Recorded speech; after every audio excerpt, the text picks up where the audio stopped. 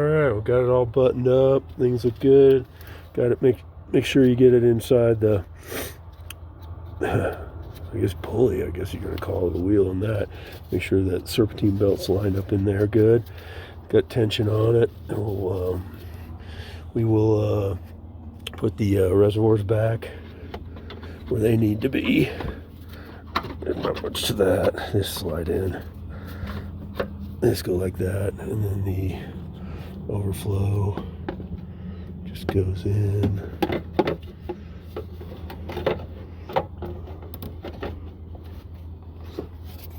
I got it.